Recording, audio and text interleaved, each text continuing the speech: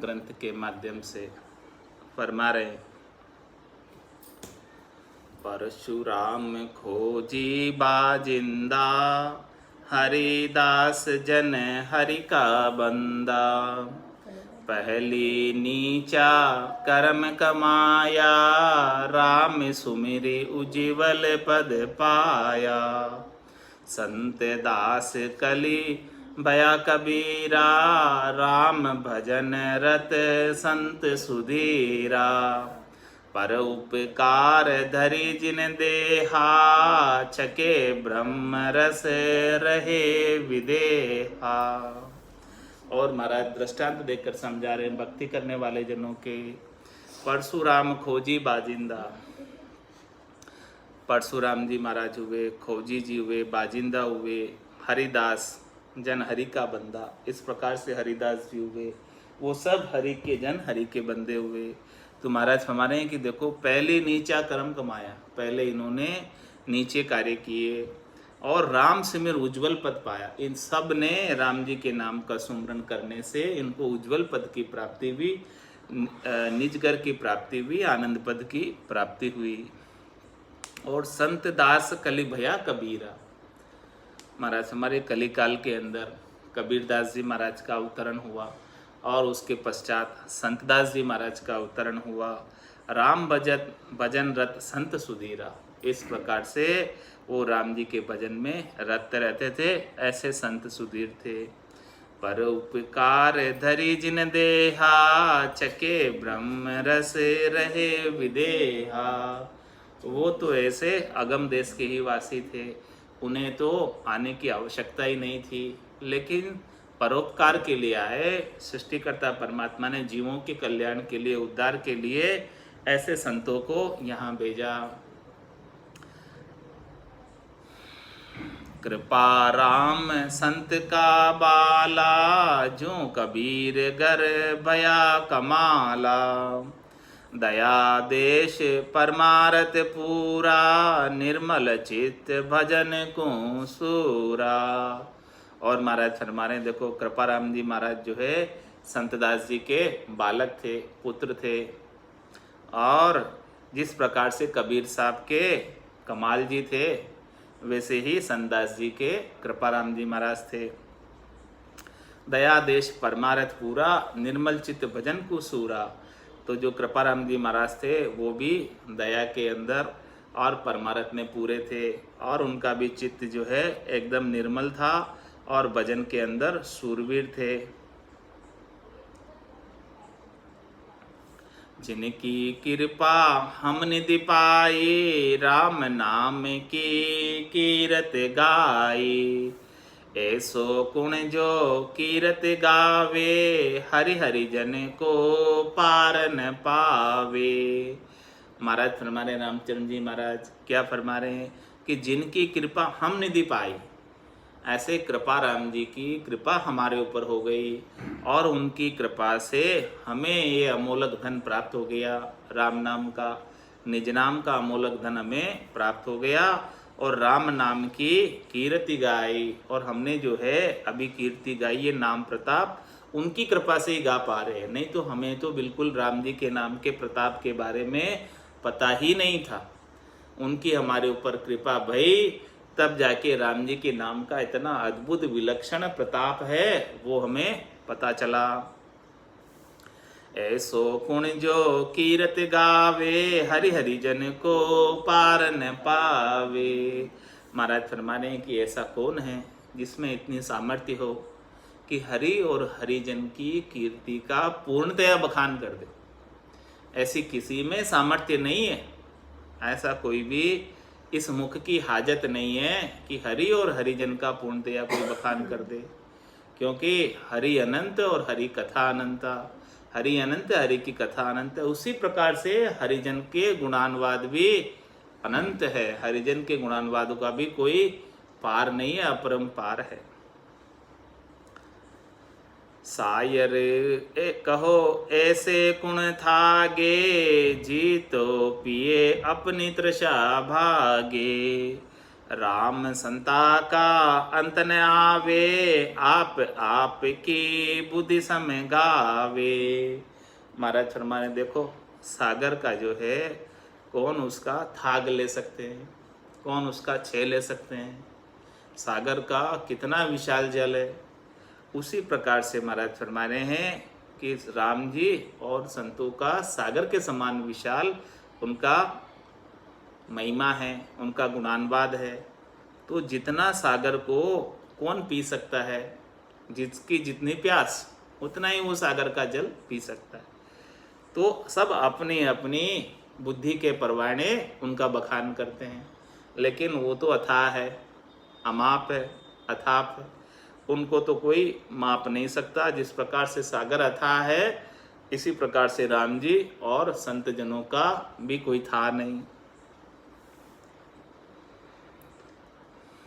राम प्रताप सुनो अबे से, भजता भयो कहूँ सोते से।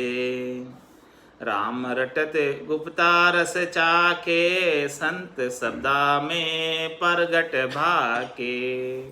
महाराज फरमा रहे हैं देखो राम जी के नाम का प्रताप अब मैं आपको बताता हूँ।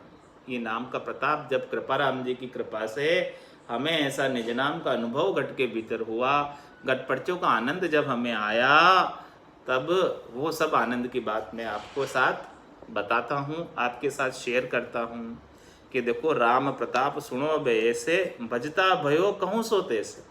मेरे को भजते भजते ऐसा अनुभव हुआ, वो अनुभव बता रहा हूँ। मेरे को स्वयं को क्या अनुभव हुआ, दूसरी की सुनी सुनाई बात में नहीं बता रहा कि किसी ने कह दी और मैंने आपको सुनकर सुना दी।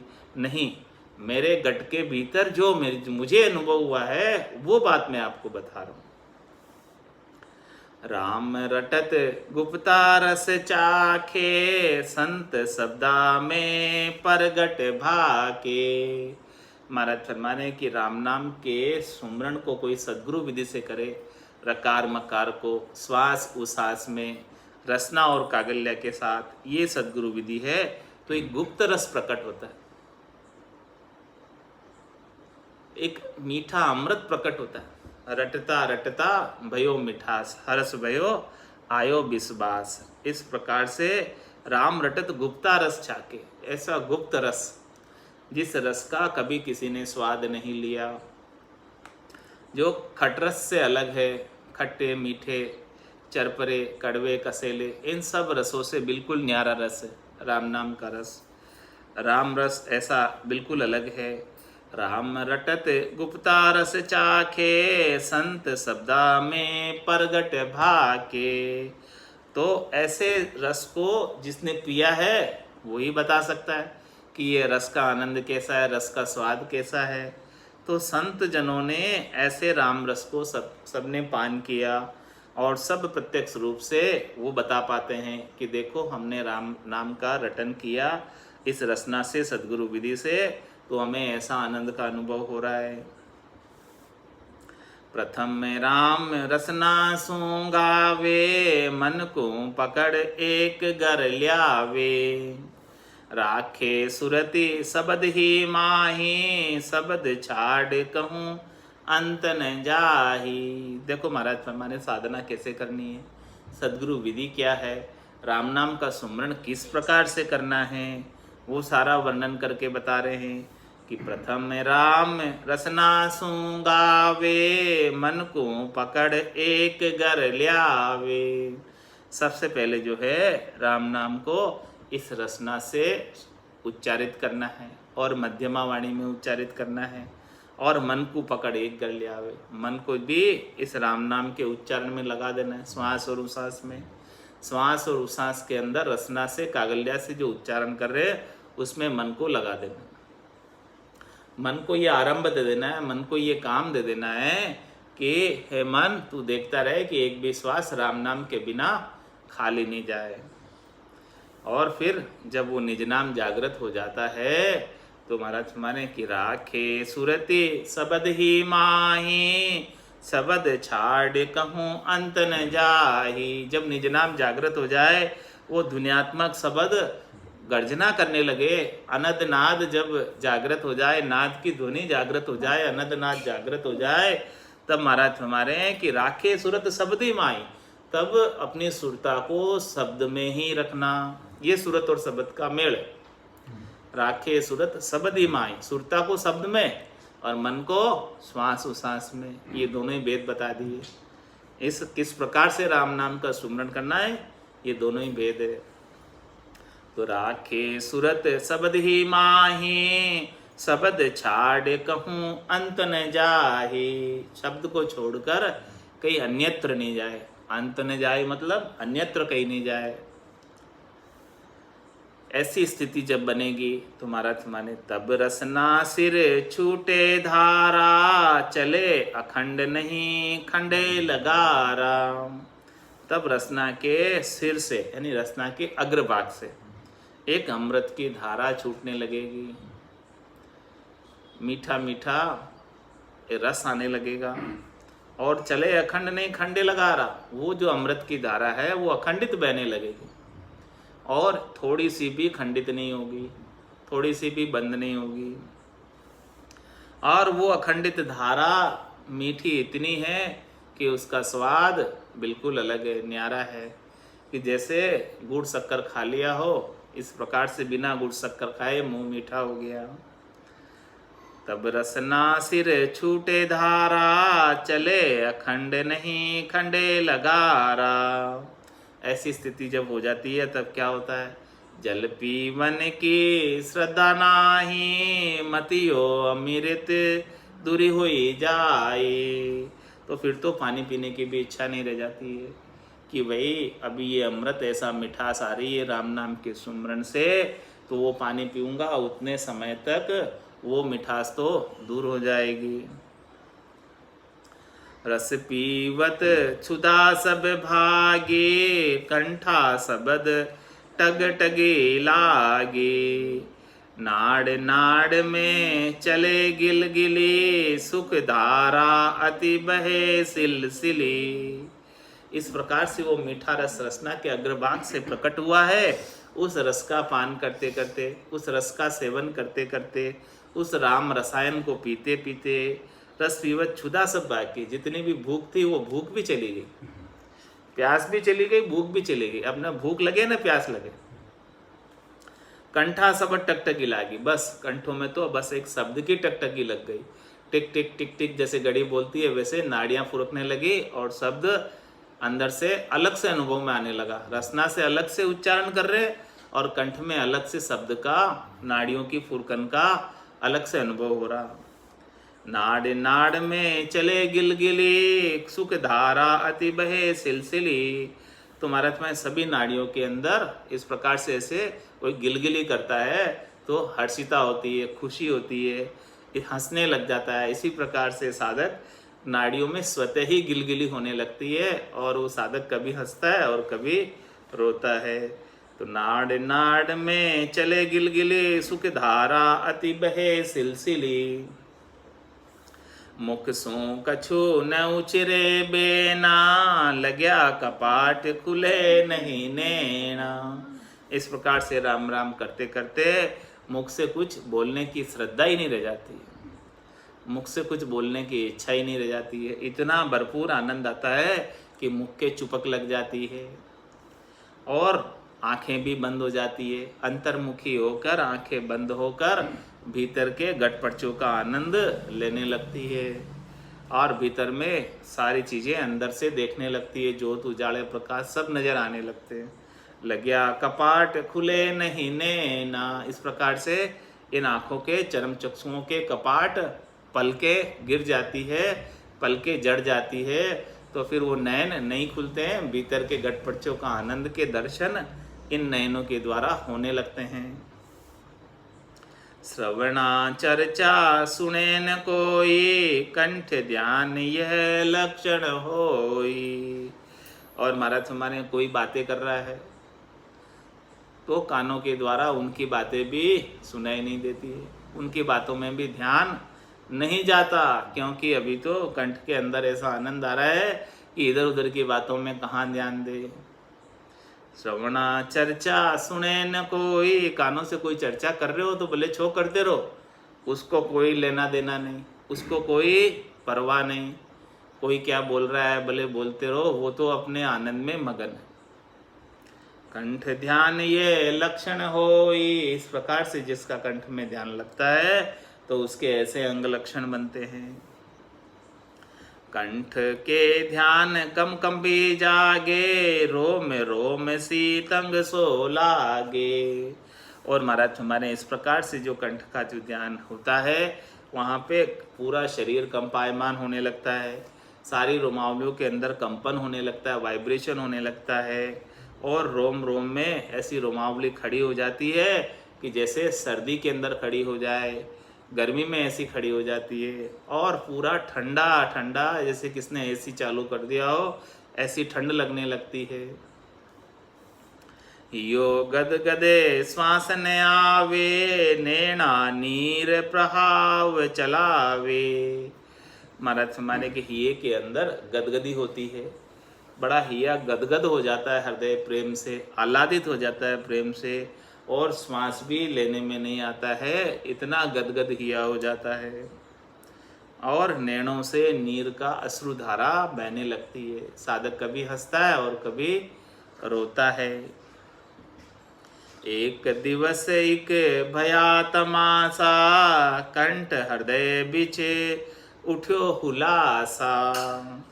ज्यों पाड़ा की डोरन छूटी, हृदय सीर सुखम रस उठी।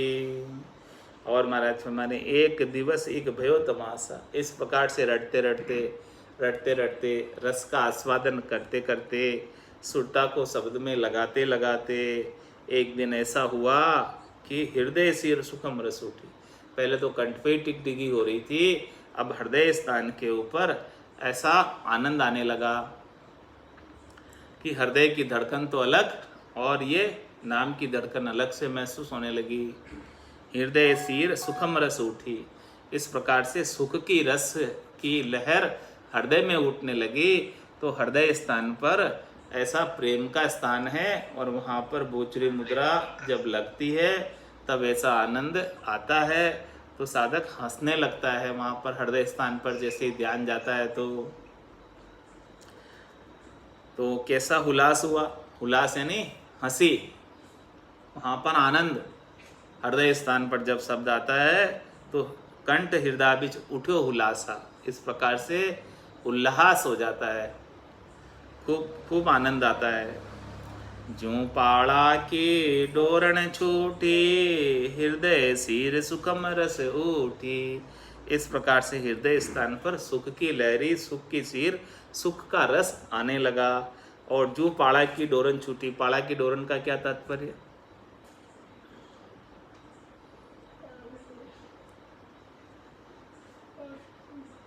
झूला, झूला दे रहे डोर से, और झूला देते देते डोर को कोई छोड़ दे और फिर झूला स्वतः ही चलने लग जाए।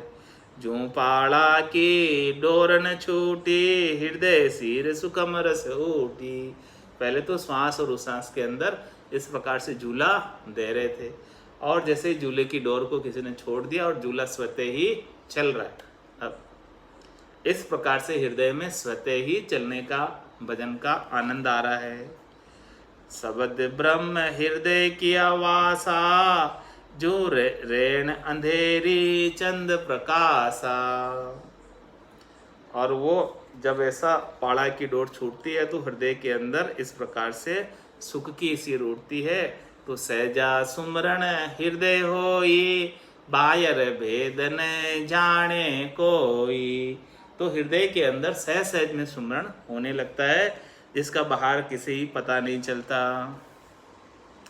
तो ज्यों पाड़ा की डोरन छूटी, हृदय सिर सुखम रस उठी। शब्द ब्रह्म हृदय की आवासा, जो रैन अंधेरी चंद्र प्रकाशा। जब शब्द ब्रह्म हृदय स्थान पर आया तो कैसी स्थिति बनी कि जैसे अंधेरी रात के अंदर चंद्रमा उदय हो गया हो। इसी प्रकार से महाराज फरमा रहे कि ये सदगुरु का बख्शिश किया हुआ निज नाम जब जागृत हो गया तब ऐसा उजास दिखने लगा, प्रकाश दिखने लगा। और इस प्रकाश के अंदर भरम करम सांसो गयो भागी, हृदय ध्वनि अखंड लिव लागी। इस प्रकार से जब ऐसा प्रकाश हो गया ज्ञान का, ऐसे शब्द ब्रह्म का जब प्रकाश हो गया, तो भरम करम सांसो गयो भागी। भरम क्या था? शरीर से, संसार से, इंद्रियों से, वस्तुओं से, त्रिलोकी के अंदर फल प्राप्ति की इच्छा बनी रहती थी, तो वो सब इच्छा का भरम चला गया। तो भरम में कर्म और कर्म भी चले गए, क्योंकि जब तक भरम रहते हैं तभी तक कर्म रहते हैं। वो भरमों की पूर्ति के लिए कर्म किए जाते हैं, तो जब भरम ही नहीं है तो कर्म किस बात का। तो भरम में कर्म सांसो गयो भागी, हृदय ध्वनि अखंड लिव लागी। इस प्रकार से हृदय के अंदर अखंडित रूप से उनकी शब्द की गुंजार, शब्द की धड़कन होने लगी, और हृदय से प्रेम की लिव परमात्मा के प्रति लग गई। कहाँ कहूँ या सुख की महिमा, और सुख सब दी से पलमा। महाराज फरमाने की ये जो आनंद है, इस आनंद की महिमा कहने में नहीं आती। इस आनंद के सामने संसार के जितने भी सुख है वो सब पल मात्र के लगते हैं। पलमा यानी पल मात्र के, क्षण मात्र के, क्षणिक नासवान सुख लगते हैं सब। हृदय ध्यान ध्वनि जब होई, दूजो साधन रहे न कोई। इस प्रकार से महाराज में जब हृदय में ध्यान लगने लग जाए, प्रेम का प्रवाह हृदय से प्रस्फुरित होने लगे, परमात्मा की ओर जाने लगे, प्रेम ऊर्ध्व गति को प्राप्त हो जाए, तब महाराज में दूसरे सब साधन कोई नहीं रहता, सब छूट जाता है। जब ऐसा सच्चा प्रेम हृदय से प्रकट हो जाए, भीतर से भाव प्रकट हो जाए, तो दूसरा ऊपर के जितने दिखावे थे, ऊपर का जितना नाटक चेटक था, ऊपर का जितना पाखंड था, वो सब छूट जाता है। हृदय ले धरणी गई, नाभि कमल में चेतन भई। इस प्रकार से हृदय स्थान से फिर धरणी में चले गई, इस धरण में चली गई। धरण कहते हैं इसको, नाभि को, नाभि स्थान को धरण। तो हृदय ले धरणी गई, नाभि कमल में चेतन भई। इस प्रकार से शब्द ब्रह्म कंठ से हृदय में आया, और हृदय से मध्य शून्य को पार करता हुआ नाभि कमल में पहुंच गया। अब नाभि कमल में कैसी अनुभव आ रहा है? शब्द गुंजार नाड़ी सब जागे, रोम रोम में होई रही रागे। इस प्रकार से वो शब्द की गुंजार से सब नाड़ियाँ जागृत हो जाती है, चेतन हो जाती है, वाइब्रेट हो जाती है, उनके अंदर भंवरे की जैसी गुंजार होने लगती है, और रोम रोम से रागे प्रस्फुरित होने लगती है। नो से नाड़ी मंगल गावे, तामन भंवरा अति सुख पावे। महाराज में शरीर के अंदर 900 नाड़ियाँ है, वो सब मंगल गान करने लगती है, और उनके अंदर ये मन रूपी भंवरा जो पहले शब्द रूप रसगंध स्पर्श पर जाता था, अब वहाँ नहीं जाकर अब भीतर के अंदर ही ऐसे शब्द ब्रह्म का आनंद ले रहा है। शीतल भई सबे ही काया, शब्द ब्रह्म रस अमृत पाया। इस प्रकार से इस शब्द ब्रह्म का अमृत जब प्राप्त हुआ, ब्रह्मरस जब प्राप्त हुआ, महारस जब प्राप्त हुआ, तो पूरी काया शीतल हो गई। अब तो शब्द गिगन को चढ़िया, पिछम घाट होए के अनुसरिया। अब जो है नाभि स्थान से शब्द नीचे की ओर प्रस्थान किया, नीचे के अंदर ब्रह्मा जी का स्थान है, और उसके बाद गणेश स्थान है, और उसके बाद शेष लोक है। वहाँ से बंकनाल से पलटकर पिछम का रास्ता पकड़ा, पूरब से पिछम का रास्ता पकड़ा। अब तो शब्द गिगन को चढ़िया, पिछम घाट होई के अनुसरिया। गिगन में कैसे चढ़ा? पिछम के रास्ते चढ़ा, पूरब के रास्ते से नहीं चढ़ा। पूरब के रास्ते से ये जीव आया शंखनाल से, और बंकनाल से ऊपर चढ़ा वापस। घाटी 20 मेरु की 6 की 21 21 गढ़ गया विशेखी। महाराज हमारे कि मेरुदंड की 20 घाटियों को छेक कर 21वें गढ़ में प्रवेश किया। विशेष जो गढ़ है उसमें पहली बैठा त्रिकुटी छाजे, जाके ऊपर अनहद बाजे। महाराज में नाद की ध्वनि तो नाभि स्थान से ही आरंभ हो गई और उसके बाद त्रिकुटी स्थान पर जब पहुंचा तो वहां पर अनद नाद की ध्वनि आरंभ हो गई। तो त्रिकुटी के छाजे पर बैठे हैं, त्रिकुटी के ऊपर बैठे हैं और उसके ऊपर अनद की आवाजें आ रही है। त्रिवेणी तट ब्रह्म नवाया, निर्मल होए आगे को ध्याया।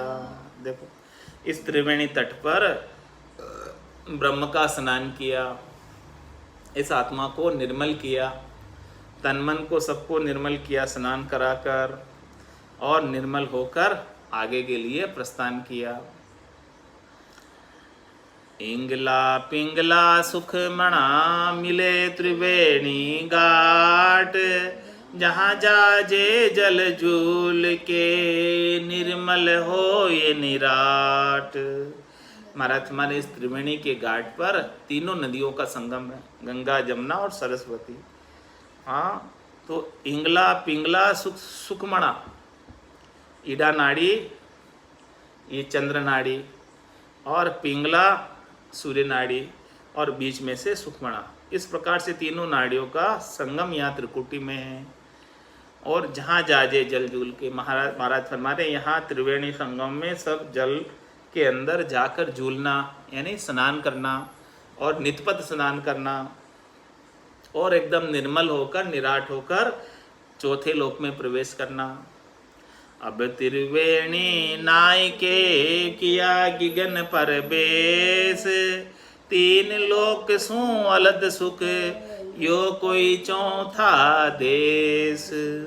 इस प्रकार से त्रिवेणी के अंदर निर्मल होकर निराट होकर सारे बोझों को नीचे ही उतार कर एकदम स्वच्छ होकर आत्मा जो है एकदम हल्की होकर गिगन मंडल में प्रवेश किया। और वहाँ गिगन मंडल में जब पहुँची तब देखा कि यहाँ का लील विलास आनंद तो बिल्कुल अलग है, तीन लोकों के सुखों से बिल्कुल अलग है। तीन लोकों में ऐसा सुख लील विलास कभी हमने देखा ही नहीं। ऐसा आनंद चौथे देश का आ रहा है। अब चौथे देश का आनंद कैसा है उसका वर्णन करके बता रहे महाराज। थोड़ा ही नहीं थोड़ा। अब चौथे घर पहुँचा जाए, जहाँ का चहन में कहाँ सुनाई। गरर गरर अनहद गर्रावे, परम ज्योति दामिनी भल कावे।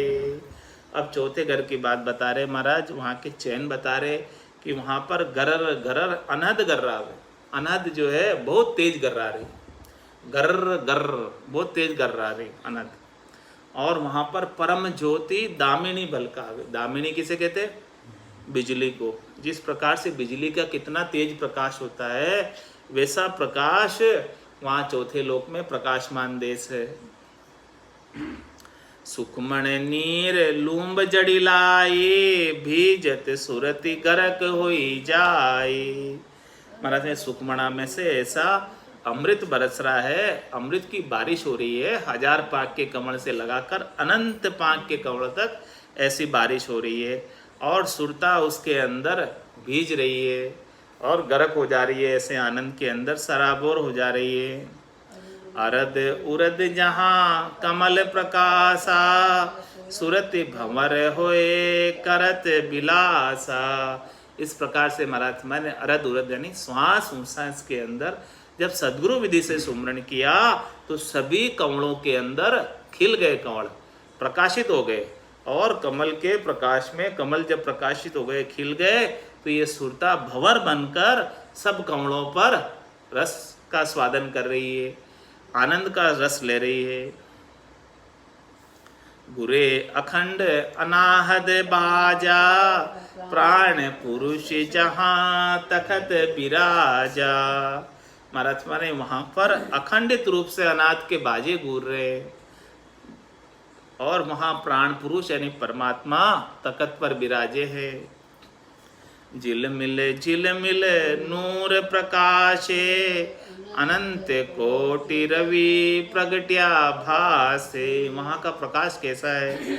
वहाँ का प्रकाश झिलमिल नूर प्रकाश वहाँ पर प्रकाशित हो रहा है, जैसे कोई अनंतों ही करोड़ों ही सूर्य उदय हो गए, इतना भारी प्रकाश। या तो बात अतोल है भाई, मुख सो कैया तोल हुई जाई। महाराज में ये बात तो अतुलनीय है, इस बात की तुलना संसार के किसी दृष्टांत से बताई नहीं जा सकती, क्योंकि इसकी बराबरी में संसार में कोई चीज है ही नहीं। और कोई इसे मुख से कहकर बता दे तो तोल हो जाए। मुख की हाजत नहीं है कि ऐसी बात को पूर्णतया वर्णन करके बता दे। पवन ने कहो गैसे गह हाथा, कैसे भरे गिगन को बाथा। भला पवन को कोई हाथ में पकड़ सकता है? भला गिगन को कोई बात में भर सकता है? रूप वर्ण कैसो तड़का को, कैसो कहा बखानो जाको। वहाँ तड़का लगा है, तड़का का कोई रूप या कोई वर्ण बखान सकता है? कौन से रंग का तड़का लगा है, कौन से रूप का तड़का लगा है? बस उसकी तो खुशबू आती है। ऐसो कहाँ बखानो जाको, हाक वाक रहे कहत ने आवे, पहुँचा होई सोही भल पावे। महाराज हमारे इसको बताने के लिए कहने में नहीं आती बात, अनिर्वचनीय बात है, वचनातीत बात है। केवल हाक वाक ही रह सकते हैं, पूर्णतया कहकर बता नहीं सकते, खाली एक झलक दिखला सकते, थोड़ा सा इशारा करके बता सकते, लेकिन पूर्णतया कोई वर्णन करना चाहे तो संभव नहीं है। पहुँचा होई सोई बल पावे, जो वहाँ पहुँचा है उसे ही ऐसी स्थिति का अनुभव होता है। अनहद गरजे नभ जरे, दामिनी ज्योति उजास, राम चरण सुन सायरा, हंसा करत निवास। महाराज फरमाने वहाँ अनहद गरज रहा है और नभ जर रहा है, नभ यानी सुखमणा जर रही है, और दामिनी ज्योति उजास, बिजलियाँ चमक रही है और उन बिजलियों का प्रकाश हो रहा है। महाराज हमारे ऐसे सुन सागर पर हंसा निवास करता है, वो हंसवती आत्मा वहाँ पर ऐसा निवास करके आनंद में मगन रहती है। सायर तट हंस बैठा जाए, सायर हंस में रया समाई, ओत पोत बया द्वैत न दर से, संत गरक ब्रह्म सुख को पर से। इस प्रकार से हंस जो है उस सागर के तट पर जाकर बैठ गया और सायर हंस में रया समाए, और वो सागर जो है हंस में आकर समा गया। हंस जैसे ही उसके तट पे गया तो पूरा सागर उसके अंदर आकर समा गया। इस प्रकार से एक में हो गए। हंस में यानी आत्मा में और परमात्मा में अब अंतर नहीं रहा। ओत पोत भया द्वैत न दर से, इस प्रकार से एक में हो गए कि अब दो दिख ही नहीं रहे, उनका कोई वजूद रहा ही नहीं, वो व्यष्टि समष्टि हो गए, वो आत्मा परमात्मा में मिल गई। ओत प्रोत भया द्वैत न दर से, संत गरक ब्रह्म सुख को पर से। इस प्रकार से संत उसमें गरक हो गए, गरकाव हो गए और ऐसे ब्रह्म सुख का आनंद लील विलास ले रहे हैं। ब्रह्म परशा की दशा बताओ, बायर के लक्षण पिछेणाऊं। इस प्रकार से जो ओतप्रोत हो गए, जो चौथे घर को प्राप्त हुए, उन ब्रह्म को परसने की दशा महाराज बता रहे। बायर के क्या लक्षण हैं? जो संत ऐसा नहीं, जो संत ऐसे आनंद को प्राप्त होते हैं उनके ऐसे लक्षण बता रहे हैं। जाके रंग एक ही राहु, माया से ती करे न भाव। उनके लिए राजा और रंक एक समान हो जाते हैं। वो माया के प्रति बिल्कुल भी भावट उनकी नहीं रहती है। उनकी दृष्टि के अंदर सब आत्मा ही नजर आती है और आत्मा में परमात्मा के ही दर्शन करते हैं। शरीर की दृष्टि उनकी बिल्कुल भी नहीं रहती है। जाके अंदर ब्रह्मरस बूठा, सकल व्यवहार हो गया झूठा। जिसके अंदर ऐसा ब्रह्म का आनंद प्राप्त हो गया, राम रस प्राप्त हो गया, राम रसायन प्राप्त हो गया, महारस प्राप्त हो गया, उनके लिए संसार के सारे व्यवहार नाटक रूप हो गए, खेल रूप हो गए। अब उनसे कोई ज़्यादा उनका सरोकार नहीं, लेना देना नहीं। कनक कामिनी करे नेहा, छक्या ब्रह्म रस रहे विदेहा। अब संसार की माया से उन्हें कोई लेना देना नहीं, न कनक से लेना है न कामिनी से लेना देना है। वो तो ब्रह्म रस में छके हुए और विदेही मंडल के अंदर आत्मा अपने निरंजन निराकार पद में आनंद को प्राप्त कर रही है। जैसे बूंद मिली सायर में, कैसे पकड़ सके कोई कर में।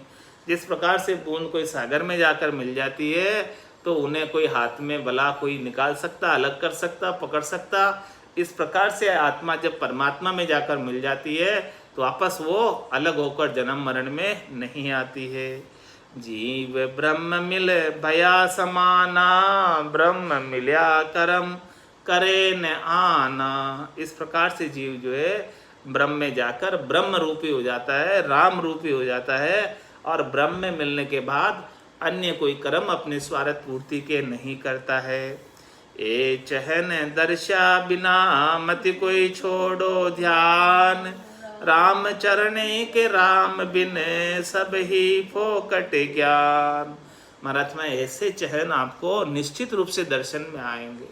सतगुरु बख्शे राम नाम, शिष्यधारे विश्वास, रामचरण निज दिन डटे तो निश्चय हुई प्रकाश। इसमें कोई दोराय वाली बात नहीं है। लेकिन ऐसे चहन जब तक दर्शन में नहीं आ जाए तब तक महाराज में राम राम करना मत छोड़ो। राम चरण भज राम को, ब्रह्म देश को जाए, जहाँ जम जुरा का भय नहीं, सुख में रहे समाए।